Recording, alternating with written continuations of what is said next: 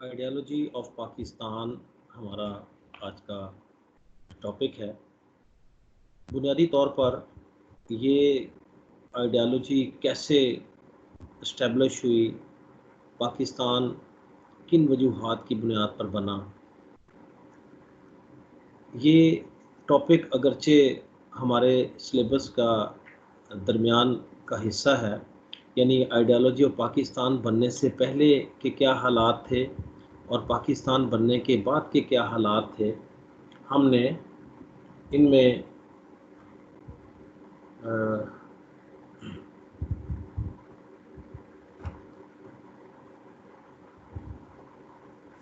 یہ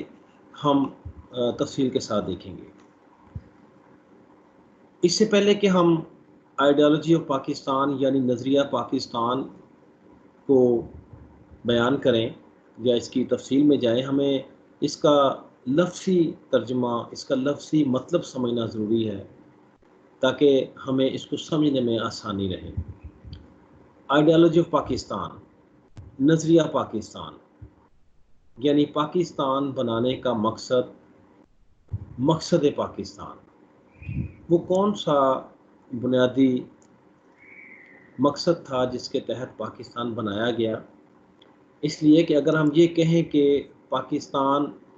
بنانے کی وجوہات جو کہ اس سے پہلے بہت ساری تھی، وہ وہ تمام وجوہات پاکستان بنانے کا سبب بنی، یہ کہنا درست نہیں ہوگا۔ اس کا مطلب یہ ہوا کہ پاکستان کی بنیاد، پاکستان کا مقصد وہ دو قوموں کا نظریہ ہے جس کی بنیاد مذہب پر تھی، یعنی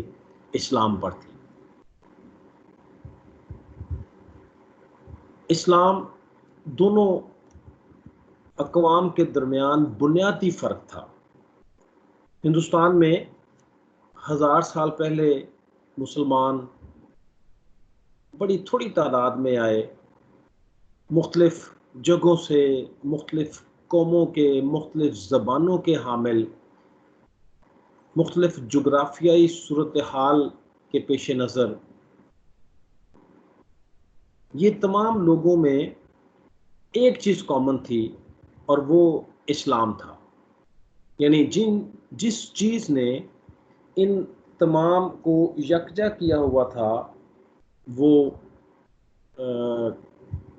اسلام تھا۔ اور ہندوستان میں بہت ساری ایسے اقوام آئیں جو اپنی پہچان نہ رکھ سکیں۔ ہندوستان میں بہت سارے ایسے مذاہب آئے جو اپنی پہچان نہ رکھ سکے اور ہندو مذہب میں ضم ہو گئے۔ اس کی وجہ یہ تھی کہ یہ وہ مذاہب تھے جو انسانوں کے بنائے ہوئے تھے، جس کی کوئی ریئلٹی نہیں تھی، جس کی کوئی یونیورسلٹی نہیں تھی، اور جو انسانوں نے خود بنائے ہوئے تھے، جبکہ اس کے مقابلے میں اسلام ایک ایسا مذہب تھا جو کہ کسی انسان کا بنایا ہوا نہیں تھا، بلکہ اللہ تعالیٰ نے اپنے پیارے نبی حضرت محمد صلی اللہ علیہ وسلم پر قرآن پاک نازل کر کے اس کو مکمل ضابطہ حیات کی شکل میں ہمیں دیا۔ لہٰذا یہ ہمارے لیے ممکن نہیں تھا کہ ہم ہندو مذہب میں ضم ہو جاتے، یعنی مسلمان اگر ہندو مذہب میں ضم ہو جاتا تو پھر مسلمان نہ رہتا، اور ہندو اگر اسلام میں آ جاتا تو پھر وہ مسلمان ہو جاتا۔ یہ ایک ایسا مذہب تھا جس نے پہلے دن سے اپنی پہچان رکھی۔ وہ قائد اعظم کے بارے میں کہا جاتا ہے، قائد اعظم کی کوٹیشن ہے کہ ہندوستان میں پاکستان اسی دن وجود میں آ گیا تھا جس دن ہندوستان میں پہلا غیر مسلم مسلمان ہوا تھا۔ حالانکہ اس وقت علیحدہ مملکت کی کوئی بات نہیں تھی، اس وقت کوئی ہم جغرافیائی طور پر تقسیم کی بات نہیں کرتے تھے، لیکن ایک نظریے کو چھوڑ کر غیر مسلم جب دوسرے نظریے میں آیا، کون سا نظریہ؟ جو اسلام کا نظریہ تھا، تو اس نظریے میں آنے کے بعد یہ ہندوستان میں پہلی مرتبہ احساس ہوا کہ ہندوستان میں دو قومیں آباد ہیں، حالانکہ اس کا باضابطہ طور پر کوئی وجود نہیں تھا کہ ہم لفظ استعمال کرتے کہ دو قومی نظریہ، لیکن بنیادی طور پر یہ نظریہ موجود ہے، اس لیے کہ اللہ تعالیٰ نے قرآن پاک میں فرما دیا کہ دنیا میں دو قومیں ہیں، ایک مسلمان اور ایک کفار،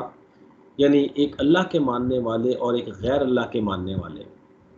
اور اللہ کے ماننے والے کی بھی بڑی وضاحت کر دی گئی ہے کہ لا الہ الا اللہ محمد رسول اللہ، کہ اللہ کو ماننے کے ساتھ ساتھ اس کے آخری نبی حضرت محمد صلی اللہ علیہ وسلم کے خاتم النبیین ہونے پر یقین رکھنا ہے۔ یعنی یہ آپ دیکھیں کہ اسلام پہلے دن سے موجود تھا۔ ہم ہندوستان میں ہندوؤں سے ہر لحاظ سے مختلف تھے۔ ہم ہندوستان میں ہندوؤں کے ساتھ رہے، جیسے میں نے کہا کہ ہندوستان میں جتنے بھی مذاہب یا جتنی بھی اقوام آتی گئیں وہ ہندو مذہب میں ضم ہوتی گئیں، اس لیے کہ کوئی پہاڑوں کی پوجا کرتا تھا، کوئی پتھروں کی پوجا کرتا تھا، کوئی بتوں کی پوجا کرتا تھا، پہاڑوں کو تراش کر پتھر بنائے جاتے تھے، پہاڑوں سے پتھر توڑے جاتے تھے، پتھروں کو تراش کر بت بنائے جاتے تھے۔ تو ایک ہی اوریجن تھا، صرف شکلیں تبدیل ہو رہی تھیں، لہذا وہ کسی نہ کسی حوالے سے ان کی ایڈجسٹمنٹ ہوتی رہی اور وہ ایک دوسرے کے ساتھ مکس اپ ہوتے رہے، اور نتیجہ کیا ہوا کہ ایک مذہب جین مت تھا، بدھ مت تھا، پارسی تھے، مجوسی تھے، زرتشت تھے، مختلف اور مذاہب بھی موجود تھے۔ یہ سارے انسانوں کے بنائے ہوئے تھے اور وہ اپنی مرضی کے مطابق اس میں تبدیلی بھی کرتے رہتے تھے۔ کسی خاص پتھر کا یا کسی خاص پہاڑ کا وجود ان کے لیے کسی اہمیت کا حامل نہیں تھا، اور ظاہری بات ہے کہ وہ جہاں بھی جاتے تھے وہاں جا کر وہاں پر موجود پہاڑوں اور پتھروں کی یا بتوں کی پوجا شروع کر دیتے تھے۔ لیکن اسلام ایک ایسا مذہب تھا، اسلام ایک ایسا نظریہ ہے جس میں صرف اللہ پاک کی عبادت کی جاتی ہے، اس کی وحدانیت پر ایمان لانا ضروری ہے، اور وہ جو اللہ ہندوستان میں تھا وہی اللہ دنیا کے ہر کونے میں تھا، زمین پر، آسمان پر، دائیں بائیں، شرقاً غرباً، شمالاً جنوباً، تمام جگہ پر جو ہے وہ اللہ موجود تھا۔ اور یہ آپ دیکھیں کہ ہم جہاں بھی جاتے تھے اللہ ہمارے ساتھ جاتا تھا۔ اور دیگر مذاہب میں آپ یہ دیکھیں کہ اس کے پیروکار اپنے بتوں کو ساتھ لے کر جاتے تھے۔ یہ عجیب و غریب سی صورتحال ہو جاتی ہے کہ ہمارا پیدا کرنے والا ہمارے ساتھ ہے، اور ہندو یہ کہتے تھے کہ جس نے انہیں پیدا کیا ہے وہ اس کو ساتھ لے کر جاتے تھے۔ یعنی یہ کبھی نہیں ہوا کہ بنانے والا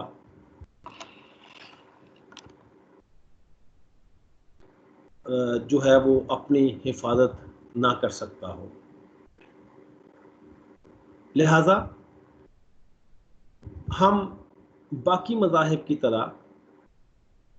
ہندو مذہب میں ضم نہیں ہو سکے۔ ہم اگرچہ ہمارا کھانا پینا، اٹھنا بیٹھنا، شادی بیاہ کی رسمیں، پیدائش اموات کے تہوار، ہمارے دیگر معاملات، ہم ان کے ساتھ کسی نہ کسی طریقے سے سماجی طور پر اٹیچ رہے، لیکن کس بات پر ہمارا ان کے ساتھ کوئی اتفاق نہیں ہو سکتا تھا کہ ہم اللہ کے ماننے والے تھے اور وہ غیر اللہ کے ماننے والے۔ ہم ایک رب کی عبادت کرتے ہیں، اور وہ مختلف بتوں کی پوجا کرتے تھے، ان کی خوشی کا بت علیحدہ تھا، ان کے اولاد دینے والا بت علیحدہ تھا، ان کے مالی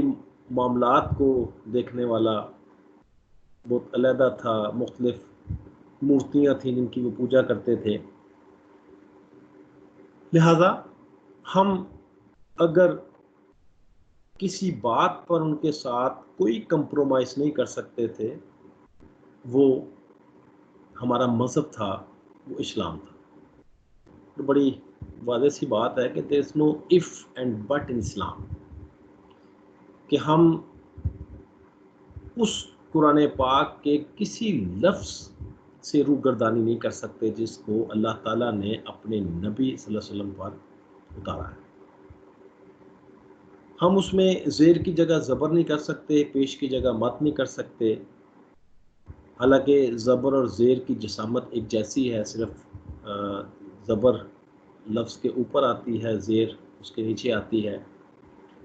لیکن ہم کسی قسم کا کوئی اضافہ، تبدیلی، ترمیم جو ہے وہ اس میں نہیں کر سکتے۔ ہندوؤں کے بت مخصوص نہیں تھے، اور یہ تمام چیزیں مشترکہ ہونے کے باوجود کہ ہم ایک جگہ کھاتے پیتے تھے، اٹھتے بیٹھتے تھے،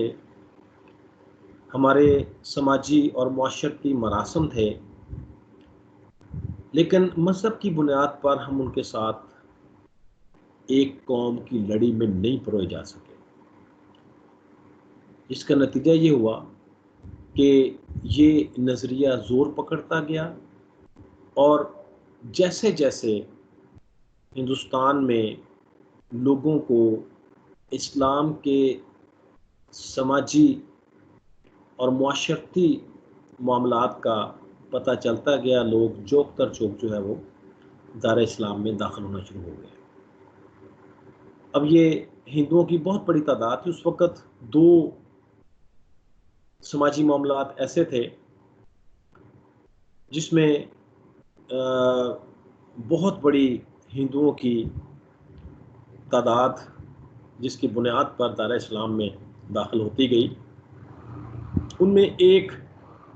ذات پات کا نظام تھا جس کو ہم طبقاتی نظام کہتے ہیں، کہ ہندوؤں کے 4 طبقات تھے، ہندوؤں کی 4 ذاتیں تھیں: برہمن، کشتری، شودر، ویش اور شودر۔ اور ان چاروں ذاتوں کے لوگوں کو ایک مذہب میں ہونے کے باوجود وہ حقوق حاصل نہیں تھے جو کسی ایک مذہب میں تمام لوگوں کو حاصل ہوتے ہیں۔ یعنی جس مندر میں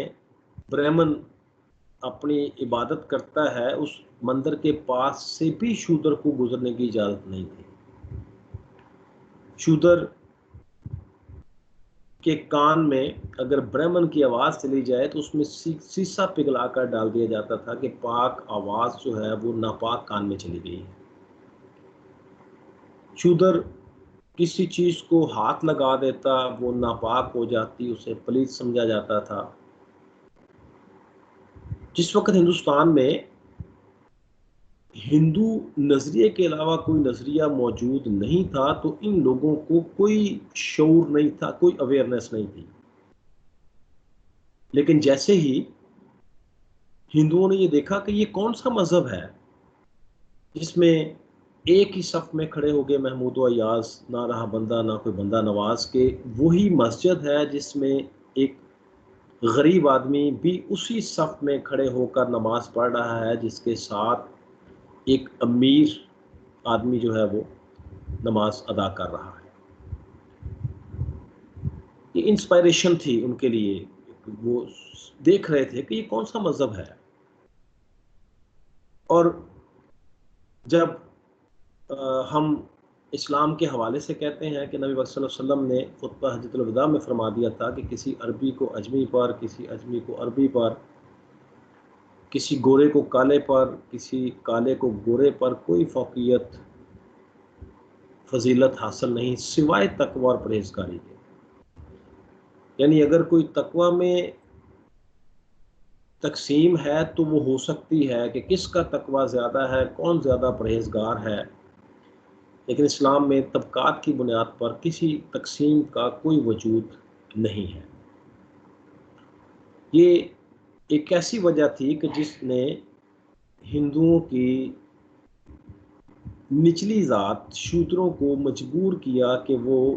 ایسے مذہب کو چھوڑ کر اس مذہب میں چلے جائیں جہاں تمام لوگوں کو یکساں حقوق حاصل ہیں۔ مساوات جو ہے وہ ہندوستان میں اسلام کے پھیلاؤ کی ایک بہت بڑی وجہ ہے۔ دوسری وجہ جو میں نے بتائی آپ کو کہ دو وجوہات تھیں، وہ دوسری وجہ جو ہے وہ عورت کا مقام ہے۔ یہ بھی ایک بہت بڑا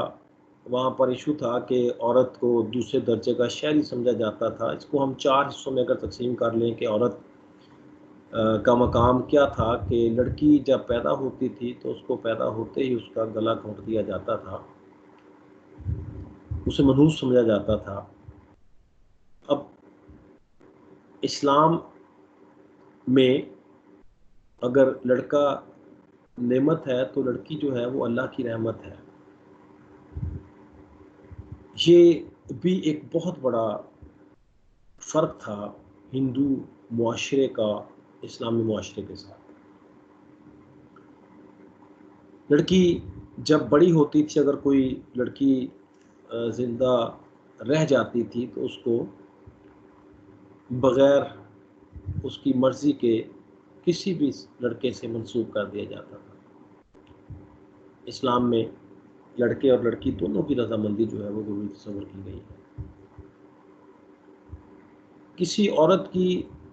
شادی ہونے کے بعد اگر اس کا خاوند مر جاتا تھا تو اس کی بیوی کو بھی اس کے ساتھ ہی زندہ مار دیا جاتا تھا، جس کو ستی کی رسم کہتے ہیں۔ یعنی خاوند مر گیا، اس کے ساتھ ہی اس کی بیوی کو، یعنی بچوں کے باپ کے مرنے کے ساتھ ہی بچوں کی ماں کو بھی جلا دیا جاتا تھا یا مار دیا جاتا تھا۔ اور اگر کوئی ستی ہونے سے بچ جائے تو ہندو مذہب میں بیوہ کو دوسری شادی کرنے کی اجازت نہیں ہے۔ اب اسلام ان چاروں چیزوں کے جو ہندو معاشرے میں موجود تھی ان کے اگینسٹ تھا، اور وہ انسانیت کے لیے وہ فطری طور پر جو ہے وہ ایک پازیٹیو سینس تھا کہ کس طریقے سے ہندوستان میں اٹریکٹ کیا ہندوؤں کو کہ وہ اس دائرہ اسلام میں داخل ہونا شروع ہو گئے، اور چوک تک جو ہے وہ مسلمان ہوتے گئے۔ یعنی میں نے پہلے کہا کہ لڑکی کی پیدائش پر اسلام میں کوئی صفحہ ماتم والی صورتحال نہیں تھی کہ اس کو پیدا ہوتے ہی مار دیا جائے، اس لیے کہ کوئی بھی ماں یہ نہیں چاہے گی کہ اس کی بیٹی کو جو ہے وہ اپنے ہاتھوں سے یا اپنے سامنے جو ہے وہ اس کی گردن دبا دے۔ ماں کا کوئی مذہب نہیں ہوتا۔ آپ کسی بھی چڑیا کے بچے کو آپ اس کے قریب جائیں گے تو وہ اپنی بساط کے مطابق جو ہے وہ طوفان شور مچا کر جو ہے وہ آپ کو اپنا احتجاج ریکارڈ کروائیں گے۔ آپ کسی بلی کے بچے کو مارنے کی، اس کے پاس جانے کی کوشش کریں گے، اس کو پکڑنے کی کوشش کریں گے تو بلی بھی اپنی بساط کے مطابق جو اس کی ماں جو ہے وہ اپنے پنجوں سے آپ پر حملہ آور ضرور ہوگی۔ میں نے پہلے کہا کہ اسلام میں شادی کے لیے لڑکے اور لڑکی دونوں کی رضامندی کا اظہار کیا گیا ہے۔ اور نمبر 3 پہ جو ستی کی رسم تھی کہ لڑکی کا خاوند اگر مر جائے تو اس کو بھی اس کے ساتھ ہی جلا دیا جائے، یعنی وہ بچے جن کا باپ جو یتیم ہو گئے ہیں ان کو ان کی ماں سے بھی محروم کر دیا جائے۔ جس طرح ماں اپنے ہاتھوں سے اپنے بچوں کا گلا نہیں دبا سکتی، تو بچے بھی اپنی آنکھوں سے اپنی ماں کو بلا وجہ اس عجیب و غریب رسم کے ہتھے نہیں چڑھنے دیں گے۔ اور نمبر 4 میں نے کہا کہ بیوہ کو دوسری شادی کرنے کی اجازت، اسلام میں بیوہ کو دوسری شادی کرنے کی اجازت موجود ہے، اور اس کے پیچھے کار فرما جو ہے وہ اس کا معاشرتی اور معاشی تحفظ ہے۔ یہ ہمارے معاشرے میں چیزیں موجود ہیں کہ بیوہ کے ساتھ کیسا سلوک کیا جاتا ہے، یا معاشرتی طور پر اسے کن مسائل کا سامنا کرنا پڑتا ہے، معاشی طور پر کن مشکلات سے دوچار ہونا پڑتا ہے۔ اسلام کا جو بنیادی مقصد تھا بیوہ کو دوسری شادی کی اجازت دینا، وہ یہی تھا کہ وہ معاشرتی طور پر اس کا معاشرے میں اسٹیٹس قائم رہے، اور معاشی طور پر جو ہے وہ اس کو تحفظ حاصل ہو جائے۔ یہ تمام چیزیں جو ہیں وہ اسلام کے پھیلاؤ، جس کا مطلب یہ تھا کہ دوسرا نظریہ موجود ہے جو پہلے سے موجود نظریے کو، یا پہلے سے موجود نظریے کے حامل لوگوں کو اپنی طرف کھینچ رہا ہے۔ اب آپ یہ ساری چیزوں کو دیکھنے کے بعد کہ ہمارا ان کے درمیان، ہمارا اسلام کا ہندوؤں کے ساتھ جو فرق تھا وہ بنیادی طور پر مذہب کا تھا، اور مذہب بھی ایسا کہ ہم اللہ کو اپنے ساتھ لے کر نہیں جاتے، اللہ ہمارے ساتھ جاتا ہے۔ وہ اپنے بنائے ہوئے بتوں کو، جن کی وہ پوجا کرتے ہیں، جن کو وہ مانتے ہیں، وہ ان کے ساتھ نہیں جاتے، وہ ان کو اٹھا کر لے کر جاتے ہیں۔ ہمیں اگر کوئی تکلیف پہنچتی ہے تو ہمارا خالق جو ہے وہ ہماری تکلیف کا مداوع کرتا ہے، یعنی یہ کامن سینس کی بات ہے کہ خالق مخلوق کو بناتی ہے، مخلوق خالق کو نہیں بناتی۔ یعنی ہندوؤں میں وہ اگر ان کی مخلوق کو کوئی تکلیف ہوتی ہے تو خالق بے اثر ہے، لیکن اگر ان کا خالق، ان کا بت جو ہے وہ اگر گر جاتا ہے تو اس کو اٹھانا اس کی مخلوق میں، یہ ایک بڑی عجیب و غریب سی صورتحال ہو جاتی ہے۔ میرا خیال ہے کہ میں سمجھتا ہوں کہ شاید ہندو بھی اس بات کو تسلیم کرتے ہوں گے کہ یہ کیا پتھر کا بت ہے جس کو ہم خود اٹھا رہے ہیں، یہ ہمیں کیا دے گا۔ لیکن میں سمجھتا ہوں کہ اس کے باوجود ہندوؤں کا عقیدہ مضبوط ہے۔ ہندو مذہب جو ہے اس کی بنیاد ریت پر ہے، اس کا کوئی سر پیر نہیں ہے، اس کی کوئی یونیورسلٹی نہیں ہے، اس کا پوری دنیا میں ایک جیسا وجود نہیں ہے۔ لیکن ہندوؤں کا عقیدہ پختہ ہے، وہ یہ مانتے ہیں کہ اسی پتھر نے دینا ہے، اسی بت نے دینا ہے، سائنسی طور پر یہ جانتے ہوئے بھی کہ یہ ہمیں کچھ نہیں دے سکتا، لیکن وہ اپنے عقیدے پر قائم ہے۔ اور اس کے مقابلے میں اسلام ایک بہت مضبوط ترین بنیادوں پر استوار مذہب ہے، جس کے بارے میں اللہ نے قرآن پاک میں 1440 سال پہلے اور رہتی دنیا تک کے تمام واقعات کا احاطہ کر دیا ہے۔ یعنی ان میں کوئی تبدیلی نہیں ہوگی، قرآن پاک کے کسی لفظ میں تبدیلی نہیں ہوگی، قرآن پاک میں کہے گئے کسی آئندہ کے واقعات میں تبدیلی نہیں ہوگی، لیکن ہمارا عقیدہ کمزور ہے۔ اسلام کی بنیاد بہت مضبوط ہے، اور یہ پاکستان بننے کی وجہ اس کی مضبوط بنیاد ہی ہے، جس نے ہندوؤں کے مقابلے میں ہمیں ایک ایسی قوم کے طور پر برقرار رکھا کہ بالآخر ہم ہزاروں سالوں کے بعد یہ ہندوستان میں اپنے لیے ایک علیحدہ مملکت کے قیام کا مطالبہ جو ہے وہ نہ صرف کرنے میں کامیاب ہوئے، بلکہ ہم نے اس مطالبے کی بنیاد پر ایک علیحدہ مملکت پاکستان حاصل بھی کر لی۔ اب یہ بات بڑی کلیئر ہے کہ پاکستان بنانے کی بنیاد، پاکستان بنانے کا مقصد جو ہے وہ اسلام ہے، لیکن اسلام سے پہلے جو دو قوموں کے درمیان فرق قائم ہوا وہ ہمارا دو قومی نظریہ ہے۔ یعنی یہ ہمارا مقصد تھا کہ ہم ایک ایسی ریاست چاہتے تھے جہاں ہم اسلام کے بنیادی اصولوں کے مطابق زندگی گزار سکیں۔ ہم ایک ایسی ریاست چاہتے تھے جہاں ہمیں اپنے مذہبی عقائد آزادی کے ساتھ ادا کرنے کی اجازت ہو، اور ہمارا مشترکہ نسب العین جو ہے وہ نظریہ اسلام ہو۔ ہم تمام چیزیں اکٹھے ہونے کے باوجود، تقریباً 1000 سال اکٹھے رہنے کے باوجود،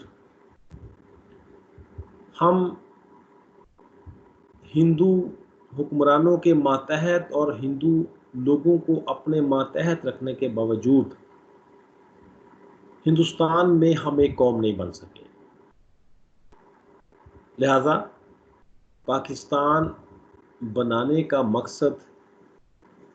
دو قومی نظریہ، اور دو قومی نظریے کی بنیاد اسلام ہے۔ اور یہ بات بڑی واضح ہے کہ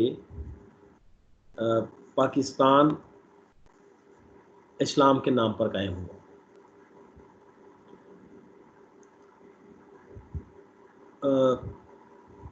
پاکستان حاصل کرنے کے بعد ہم نے دو قومی نظریہ حاصل کر لیا۔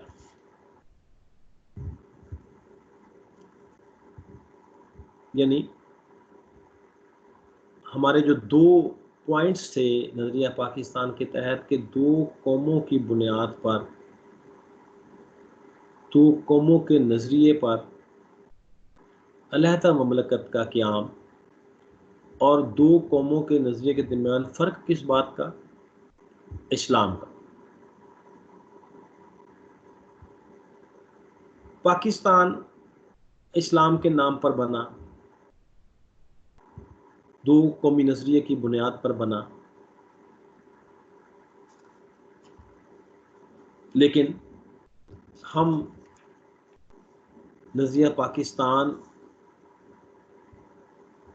کے ایک حصے کو تو حاصل کر پائے،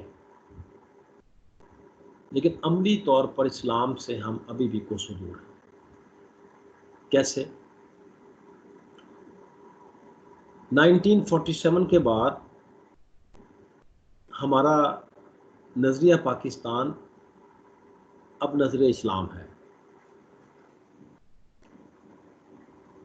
اس لیے کہ ہم نے جس دو قومی نظریے کی بات کی تھی، اس دو قوموں کے نظریے کی بنیاد پر علیحدہ مملکت کا مقصد ہم نے حاصل کر لیا، اور جس چیز کو حاصل کر لیا جاتا ہے اس کی تکرار چھوڑ دی جاتی ہے۔ کسی بھی امتحان میں پاس ہونے والا طالب علم اگلی کلاس کی بات کرے گا، سوائے اس کے کہ وہ جن کی سپلی ہوگی، جو کمپارٹمنٹ کیسز ہوں گے، وہ پرانے امتحان کی بات کریں گے، وگرنہ آپ نے وہ مقصد جو ہے وہ اچیو کر لیا ہے۔ لہذا اگر ہم پاکستان بننے کے بعد دو قومی نظریے کی بات کریں گے تو اس کا مطلب یہ ہوگا کہ ہم پاکستان میں مزید دو قوموں کے نظریے کی بات کر رہے ہیں۔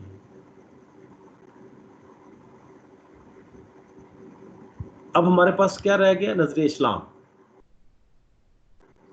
میں نے آپ سے پہلے بھی کہا کہ ہندوستان میں بہت ساری وجوہات ہمیں نظر آئیں گی جو پاکستان بننے کا سبب بنی۔ ہمارے آئندہ کے ٹاپک میں اس کا ذکر بھی ہوگا، لیکن جو وجہ پاکستان بننے کی آخری بنیاد ثابت ہوئی وہ اسلام ہے۔ اب ہم نظریہ پاکستان کا ذکر کرتے ہیں۔ میں نے ابھی آپ سے کہا کہ جو چیز حاصل کر لی جاتی ہے اس کی تکرار چھوڑ دی جاتی ہے۔ کیا دنیا میں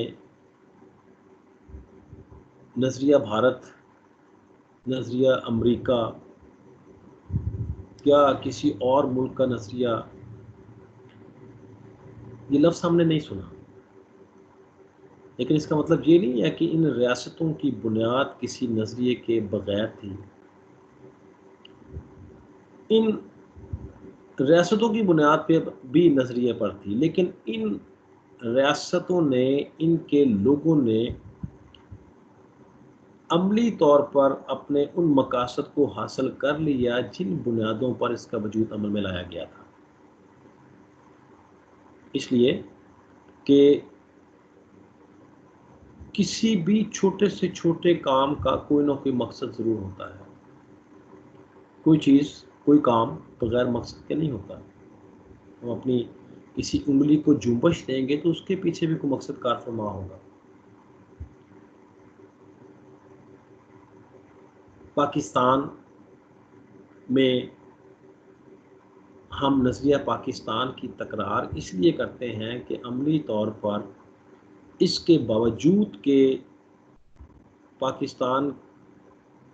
کے تینوں آئین، پاکستان کے تینوں دساتیر میں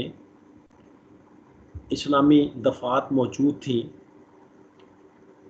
اگر ہم 1973 کے دستور کی جو اس وقت ہمارا موجودہ آئین ہے اس کی بات کریں کہ پاکستان کا سرکاری نام بھی اسلامی جمہوریہ پاکستان ہے،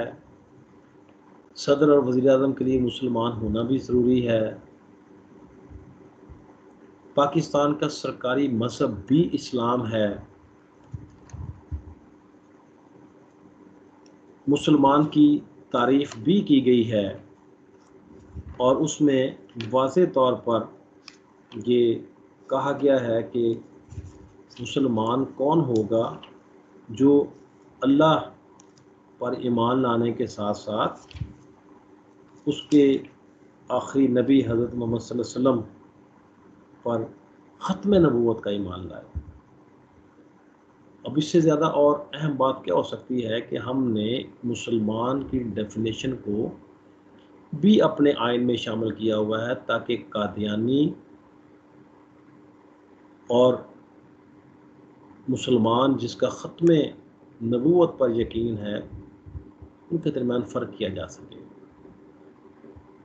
اور باقی دیگر جو پروویژنس ہیں، دفعات ہیں، قرآن پاک اور اسلامیت کی تعلیم،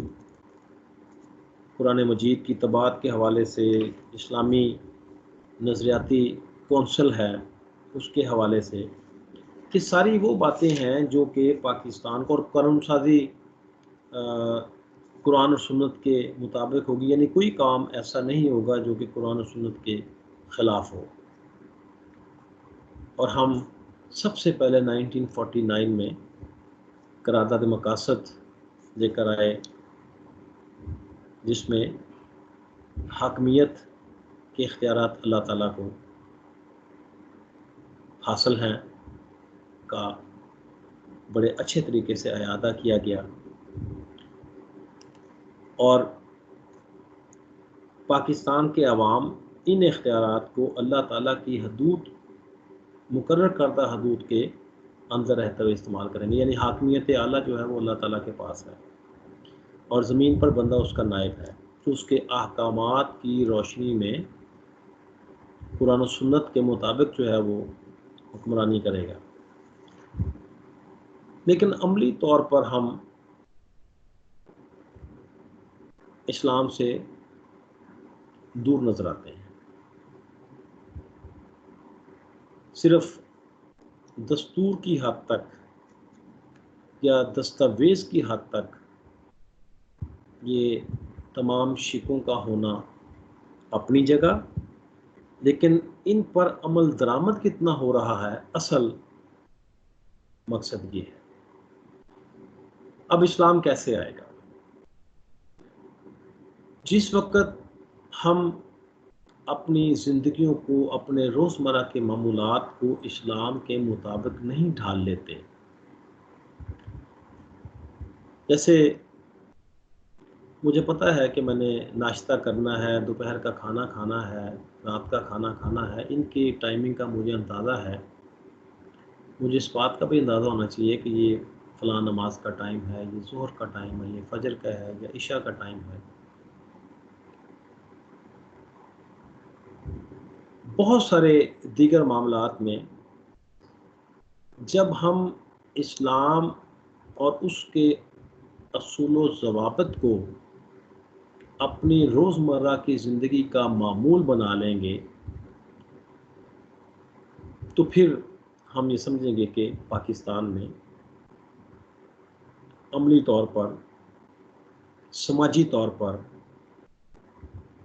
اسلام جو ہے وہ نافذ ہو گیا ہے اور ہم ان اصولوں کے مطابق زندگی گزار رہے ہیں جن اصولوں کے تحت جو ہے وہ ہم نے اس کو حاصل کیا تھا۔ اور بصورت دیگر ہم نظریہ پاکستان کی تکرار کرتے رہیں گے اور 70 سال سے زائد کا عرصہ ہو گیا ہے، ابھی تک ہم اس مقصد کو پوری طرح حل نہیں کر پائے، اور یہ وہ ہمارے مقاصد تھے جن کو سامنے رکھتے ہوئے ہم نے پاکستان کا مطالبہ کیا تھا، پاکستان بنانے کی جد و جہد کی تھی، اور اس میں ہمارا نعرہ کیا تھا کہ بٹ کے رہے گا ہندوستان، لے کے رہیں گے پاکستان، پاکستان کا مطلب کیا، لا الہ الا اللہ۔ تو جب تک ہم اس کو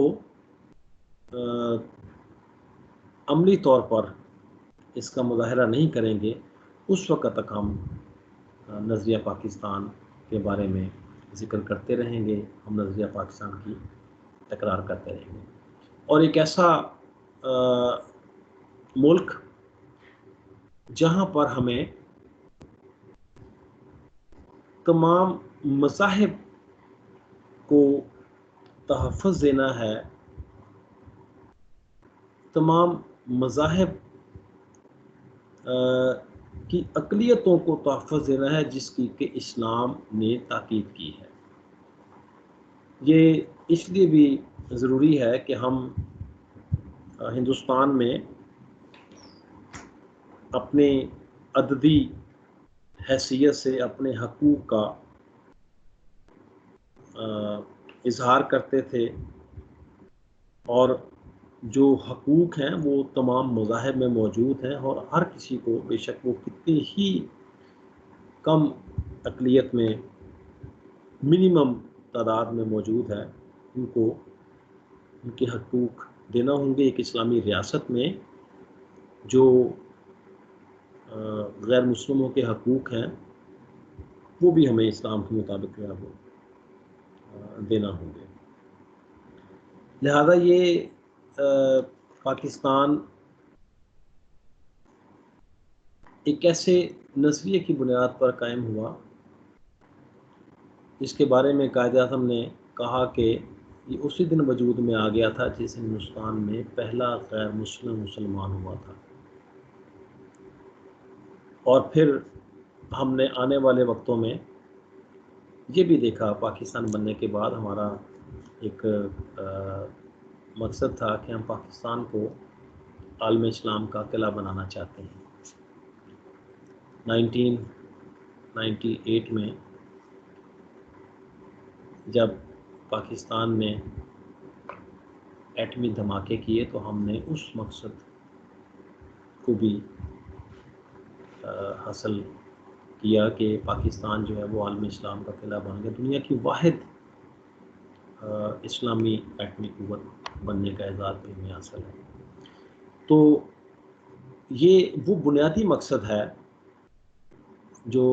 پاکستان کے قیام کا باعث بنا، لیکن اس کے علاوہ بہت سارے مقاصد ہیں، ایمز، آبجیکٹیوز موجود ہیں، لیکن وہ سارے مقاصد جو ہیں وہ اس کے پیچھے ہیں. ان میں سے کوئی ایک مقصد جو ہے وہ اپنے طور پر پاکستان کے قیام کا باعث نہیں بن سکا، اس لیے ہم ان کو براہ راست نظریہ پاکستان میں شامل نہیں کرتے. تو انشاءاللہ ہم نیکسٹ لیکچر میں جو پاکستان کے قیام پاکستان کے اغراض و مقاصد ہیں ان کو تفصیل سے دیکھیں گے کہ ہمارے اور بھی بہت سارے اختلافات موجود تھے، لیکن جس وقت ہم نے نظریہ اسلام کی بنیاد پر علیحدہ مملکت کے حصول کا مطالبہ کیا تو یہ مقاصد ہمارے ساتھ جو ہے وہ ملتے گئے، اور بالآخر